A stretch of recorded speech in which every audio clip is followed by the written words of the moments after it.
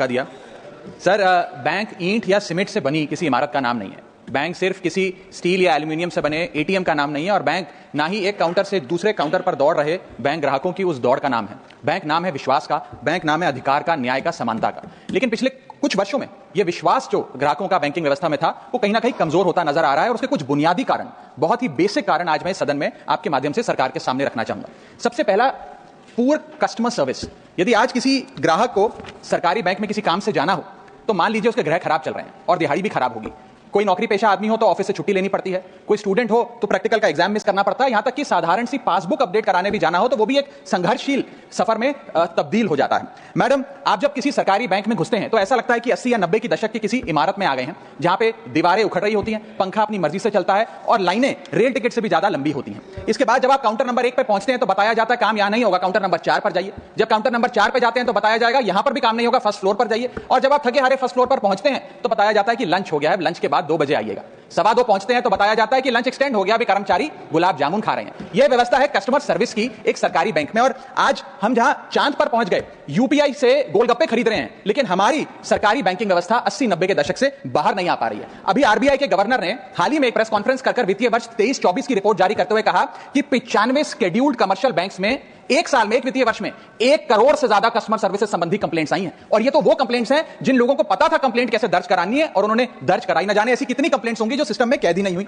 इसी के साथ साथ बैंकिंग कोड और स्टैंडर्ड्स बोर्ड ऑफ इंडिया का एक सर्वे बताता है कि 45% बैंक कस्टमर्स बैंकिंग व्यवस्था से डिससैटिस्फाइड हैं, असंतुष्ट हैं। और मैं चाहूंगा आपके माध्यम से सरकार के कानों तक ये बात पहुंचे कि डिजिटल सर्विसेज का एक कस्टमर सेटिस्फैक्शन ऑडिट कराना चाहिए सरकारी बैंकों का, कि क्या हमारी सरकारी बैंकों की वेबसाइट का इंटरफेस या मोबाइल एप्लीकेशंस सरल हैं, अच्छी हैं, या कस्टमर्स उससे त्रस्त हैं।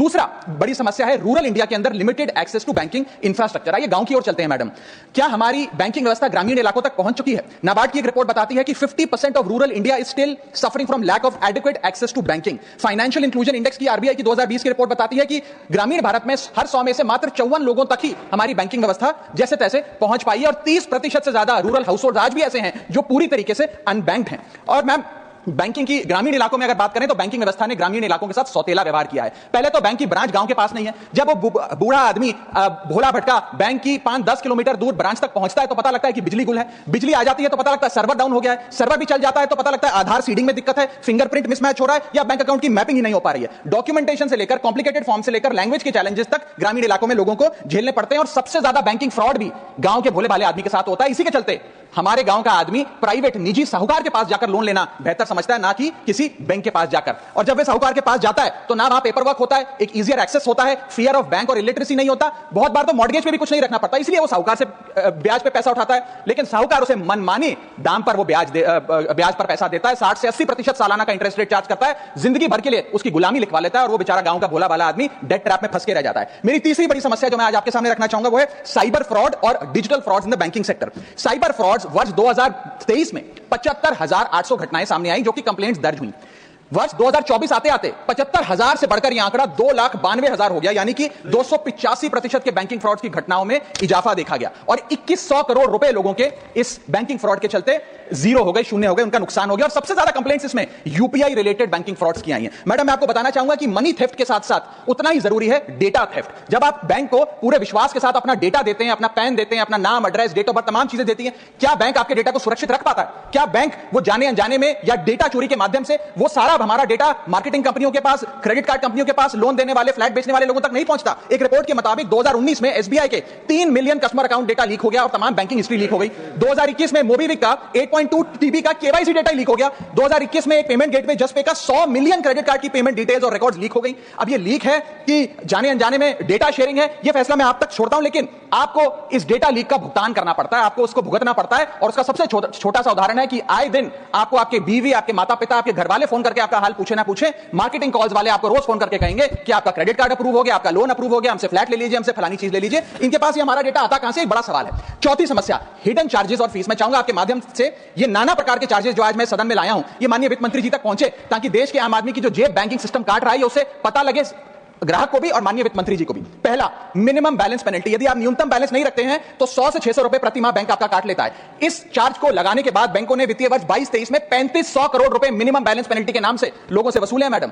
दूसरा चार्ज, एक्स्ट्रा एटीएम यूजेज। आपको एटीएम ट्रांजैक्शन के लिए 2 से 3 की मोहलत मिलती है, 2 से 3 की इजाजत मिलती है बैंकों द्वारा। अगर आप चौथा पांचवां ट्रांजैक्शन कर लें तो हर ट्रांजैक्शन पे 20 रुपए एटीएम चार्ज आपको देना पड़ता है। इनएक्टिविटी फी 100 से 200 रुपए सालाना, यानी कि अगर बैंक आप बहुत ज्यादा अपना अकाउंट यूज नहीं करते हैं तो बैंक इनएक्टिविटी के नाम पे भी चार्ज लगा देता है। फिर बैंक स्टेटमेंट आप मंगवाते हैं तो बैंक स्टेटमेंट इशुएंस चार्जेस के नाम पर आपसे 50 से 100 रुपए लेता है। फिर आप कहते हैं हमें एसएमएस अलर्ट के माध्यम से मेरे बैंक के खाते में क्या आ रहा है उसकी जानकारी मिले, तो एसएमएस अलर्ट चार्जेस के नाम पर भी प्रति क्वार्टर 20 से 25 रुपए आपसे लिया जाता है। ऑनलाइन पेमेंट करेंगे एनईएफटी की तो ट्रांजैक्शन फी भी ली जाती है। जबरदस्ती आपको पहले लोन बेचते हैं और फिर उसके बाद लोन प्रोसेसिंग फी के नाम पर 1 से 3% लोन अमाउंट का काट लेते हैं। और जब आपकी किस्मत ठीक चल रही हो और आप समय से पहले अपना लोन बकाया जो है उसका भुगतान करने बैंक पहुंच जाएं तो loan pre closure charges, early payment penalty के नाम पर भी बैंक आपसे पैसा वसूलता है। साधारण सा सिग्नेचर बदलवाना हो, नॉमिनी की डिटेल्स बदलवानी हो, उस चेंज पर भी 200 रुपए प्रति ट्रांजैक्शन के नाम पे बैंक आपसे पैसा वसूलता है। और डिमांड ड्राफ्ट पे ऑर्डर बनाने जाएं तो 100 से 200 रुपए प्रति डिमांड ड्राफ्ट आपसे पैसा वसूलता ही वसूलता है। यानी कि कस्टमर्स की जेब काटी जा रही है और कस्टमर्स को पता भी नहीं लगता कि कितना पैसा बैंक इन नाना प्रकार के चार्जेस के चलते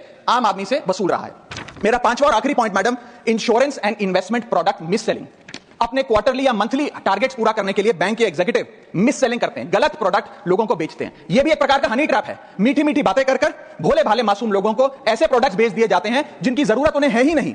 IRDAI, insurance regulatory development authority of India की एक रिपोर्ट बताती है कि 3.5 लाख सालाना कंप्लेंट्स में से 20% कंप्लेंट्स सिर्फ और सिर्फ मिस सेलिंग की, गलत प्रोडक्ट बेचने की उन्होंने दर्ज करी हैं। सेबी की एक रिपोर्ट बताती है कि 30% इन्वेस्टर मिसलीडिंग इंफॉर्मेशन का शिकार हैं। और म्यूचुअल फंड्स की मदर बॉडी, जिसे association of mutual fund of India कहते हैं, वो बताती है कि 23%, मैं खत्म कर रहा हूं मैडम, 23% इन्वेस्टर ऐसे हैं जिनके पास वो प्रोडक्ट्स हैं जो उनके रिस्क प्रोफाइल और फाइनेंशियल गोल से मेल ही नहीं खाते हैं। तो मैडम मैं इन सारे जो समस्याएं बताई उसके माध्यम से समाप्त कर रहा हूं। बस इतना ही कहना चाहूंगा कि ये बड़ी बुनियादी समस्याएं हैं जो आज इस देश का एक आम अकाउंट धारक, एक आम आदमी सफर कर रहा है। मैं चाहूंगा माननीय वित्त मंत्री जी इन बुनियादी सुविधाओं का, इन बुनियादी समस्याओं का समाधान दे। बहुत बहुत शुक्रिया। श्री निरंजन बख्शी, माननीय सदस्य।